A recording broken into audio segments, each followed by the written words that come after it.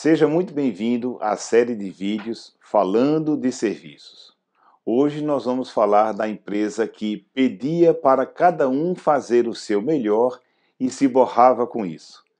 Isso é tratado no livro, no capítulo 53, intitulado Padronização de Serviços. E ali nós colocamos algumas questões iniciais, como: é possível pensar em padronizar os serviços? Quais os principais cuidados na padronização de serviços e que mecanismos podem ser utilizados para padronizar os serviços?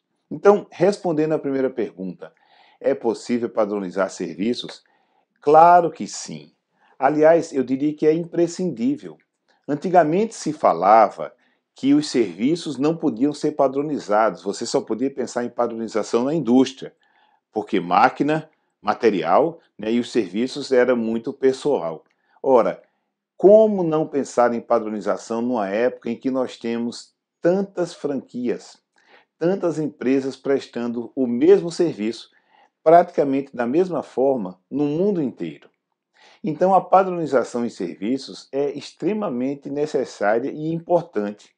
Mas alguns dizem que não pode padronizar porque o serviço deve contar com a criatividade, por exemplo. Ora, você já imaginou um piloto de avião altamente criativo que não segue as regras? Ou imagine um cantor-compositor extremamente criativo e que abusa da criatividade na hora em que está fazendo um show no palco diante de sua plateia.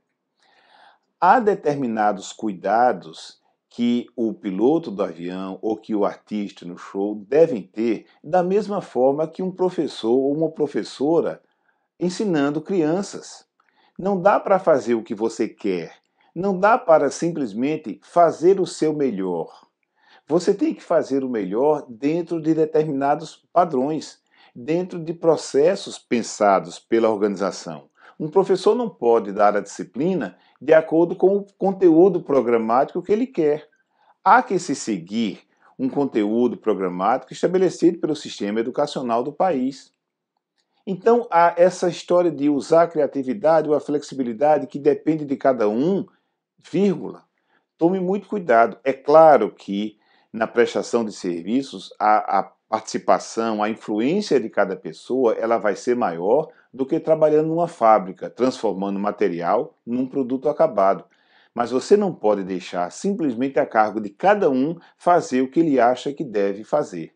Então, a padronização em serviços deve contar com um elemento que a gente chama de padronização flexível. E dependendo do serviço, veja, num serviço personalizado, com uma consulta de um médico, de um advogado ou mesmo de uma consultoria, você precisa ter uma flexibilidade, uma personalização muito alta. Mas num atendimento que você atende na recepção de um hotel, por exemplo, 150 clientes num dia. Ou imagine numa festa, numa recepção, onde você vai ter 25 mil pessoas assistindo a um show. Não dá para fazer o serviço personalizado e depender de cada um. Existem alguns padrões que precisam ser seguidos. E eu convido você a ler no capítulo 53 do livro o roteiro para a padronização de serviços, que vai lhe ensinar, passo a passo, como lidar com a questão da padronização em serviços. Muito obrigado por assistir esse vídeo, espero que você tenha apreciado e convido você mais uma vez a fazer sua inscrição aqui no nosso canal do YouTube, convidando você para assistir o nosso próximo vídeo. Nos vemos no próximo vídeo.